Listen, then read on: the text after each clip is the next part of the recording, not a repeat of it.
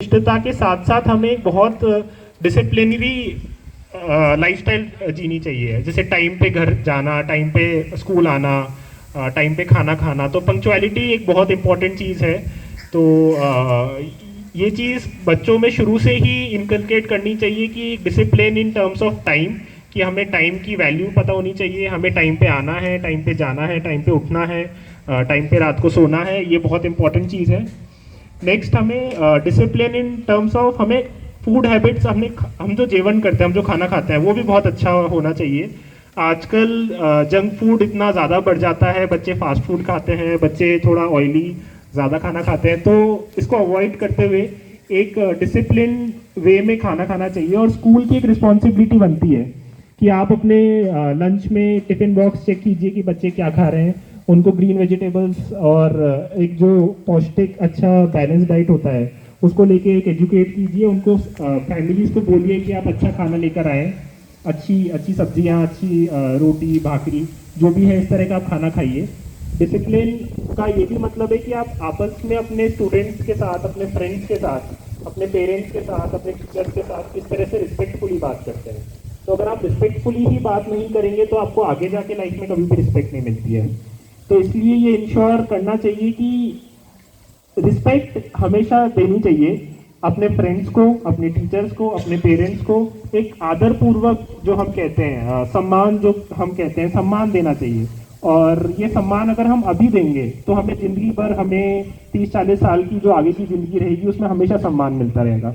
तो आप सम्मान दीजिए सबको, अपने बड़ों को, बुजुर्गों को, अपने टीचर्स को, बहुत ज़रूरी है। दूसरी गोष्ठी जो मैं बताना चाहता हूँ, बहुत ही इंपॉर्टेंट है हार्डवर्क। मतलब हार्डवर्क के बिना आई थिंक इस दुनिया में सक्सेसफुल होना बहुत ही डिफिकल्ट है। आप शॉर्ट टर्म में सक्सेसफुल हो जाओगे, बट अगर मेहनत नहीं करोगे, हार्डवर्क नहीं करोगे, तो लॉन्ग टर्म में सक्सेसफुल होना बहुत ही डिफिकल्ट है। और जब मैंने फॉर एग्जांपल यूपीएससी जो एग्ज़ाम है जिसके थ्रू आप आईएएस आईपीएस बनते हो, जब मैंने इसकी तैयारी करी सिविल सर्विसेज एग्ज़ाम की, तो हार्डवर्क से ज़्यादा इंपॉर्टेंट और कोई चीज़ नहीं थी। हार्डवर्क और डिसिप्लिन इतना इंपॉर्टेंट है कि अगर मैं रोज 9-10 घंटे नहीं पढ़ूंगा, कंसिस्टेंटली हर दिन 9-10 घंटे नहीं पढ़ूंगा, तो ये एग्ज़ाम कभी क्लियर नहीं हो पाएगा। तो हार्डवर्क इसी को कहते हैं कि आप अपना जो भी काम कर रहे हैं, आप पढ़ाई कर रहे हैं तो मन से पढ़ाई कीजिए। आप अगर स्पोर्ट्स में इंटरेस्टेड है, आप खेल कूद में इंटरेस्टेड हैं, तो आप अच्छे से उसमें हार्डवर्क करिए, खेलिए। अगर आपको डांस में, म्यूजिक में, जिस भी फील्ड में इंटरेस्ट है, उस फील्ड में आप इंटरेस्ट पूरे हार्डवर्क के साथ अपना मेहनत कीजिए। ऐसा नहीं कि आप अपना टाइम वेस्ट कर रहे हैं या फिर आप अपना जो प्रीशियस टाइम है वो कहीं और लगा के, हार्डवर्क से नहीं भागना है। तो हार्डवर्क जो है वो स्कूल के टाइम से इनकलकेट होता है। और इस तरह की जो स्पर्धा परीक्षा है, इस तरह की जो स्पर्धा परीक्षा के थ्रू हम यंग एज में हार्डवर्क करना सीखते हैं तो आगे तक रहता है। जो मैंने 6th क्लास में हार्डवर्क किया, उस टाइम जो सीखा कि हमें मेहनत करनी है, अच्छे से पढ़ना है, चाहे वो science, maths, social sciences, English, सारे सब्जेक्ट्स हों, या फिर हमें आगे जाके कोई इंजीनियरिंग के सब्जेक्ट्स पढ़ने हैं या कॉम्पिटिटिव एग्जाम की तैयारी करनी है, तो वो हार्डवर्क हमेशा आपके साथ ज़िंदगी में रहता है। और हमेशा आप आगे जाके भी एक अच्छा हार्डवर्क करते हैं और सक्सेसफुल होते हैं। तीसरी जो गोष्ट है वो है कि इन दिनों सोशल मीडिया का यूसेज, उसका प्रमाण बहुत ज़्यादा बढ़ गया है। बच्चे इंस्टाग्राम पे, TikTok, Facebook, YouTube, Twitter, WhatsApp, इन सब चीज़ों को बहुत ही ज़्यादा यूज़ करते हैं। और मैंने जब अपना 2 साल यूपीएससी की प्रिपरेशन करी थी, तब बिल्कुल भी एक बार भी फेसबुक, इंस्टाग्राम यूज़ नहीं किया था। तो जब आप इस तरह का सेक्रीफाइस नहीं दोगे, जब तक आप इन चीज़ों को नहीं छोड़ोगे, तब तक आगे जाके आपको परेशानी आएगी। तो मैं हमेशा सजेस्ट करूंगा कि जब तक आप स्कूल में हो, जब तक आप कॉलेज में हो, तो इन चीज़ों से थोड़ा दूर रहिए।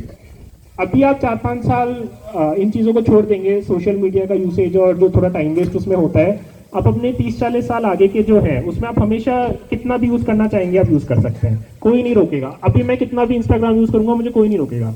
बट उस टाइम अगर मैंने कॉलेज के टाइम पे बहुत ज़्यादा टाइम वेस्ट किया होता इंस्टाग्राम, व्हाट्सएप पे, तो मे बी आज इस पोजीशन पे मैं नहीं खड़ा होता, मे बी आज यहाँ पे मैं नहीं पहुँच पाता। तो बहुत ही इंपॉर्टेंट है। और बहुत बार पेरेंट्स को भी नहीं पता होता है कि बच्चे क्या कर रहे हैं, तो टीचर्स की रिस्पॉन्सिबिलिटीज बहुत ज़्यादा बढ़ जाती है कि आप कंट्रोल कीजिए कि बच्चे मोबाइल में क्या देख रहे हैं, मोबाइल लेकर तो नहीं आ रहे हैं, मोबाइल में ज़्यादा टाइम वेस्ट तो नहीं कर रहे हैं। तो ये टीचर्स की बहुत ज़्यादा रिस्पॉन्सिबिलिटी रहती है, क्योंकि कई बार पेरेंट्स जो है वो मॉनिटर इस चीज़ को नहीं कर पाते हैं। ये एक बहुत इंपॉर्टेंट गोष्ट है। और फाइनली यंग एज में क्यूरियोसिटी क्रिएटिविटी रहनी चाहिए। आप सबको पता होगा एपीजे अब्दुल कलाम हमारे प्रेसिडेंट थे, माननीय प्रेसिडेंट थे।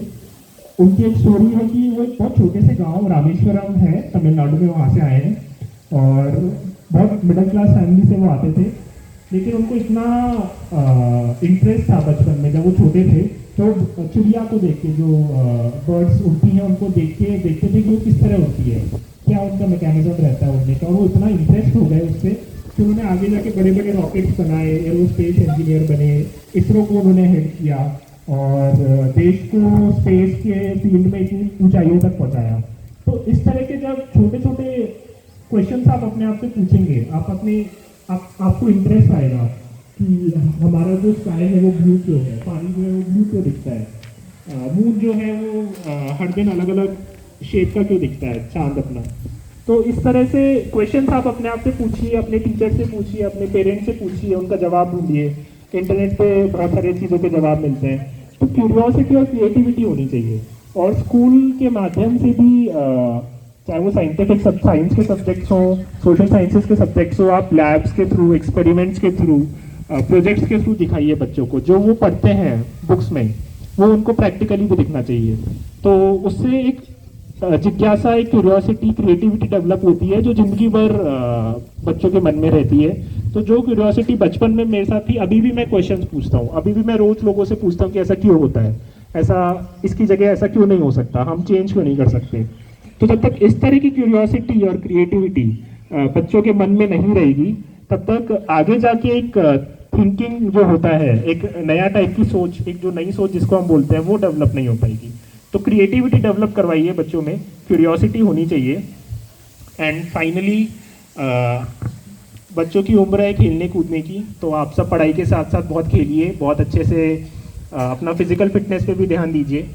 जितना मौका मिले सुबह शाम अपने फ्रेंड्स के साथ कोई ना कोई स्पोर्ट्स खेलिए। चाहे आपको रनिंग पसंद है तो वो कीजिए, अगर आपको कोई सा भी गेम खेलना पसंद है तो वो कीजिए, बट डेफिनेटली आपको खेलना चाहिए, क्योंकि जितना आप अभी इस एज में अच्छे से खेल पाएंगे, आगे जाके आपको कभी टाइम नहीं मिलेगा।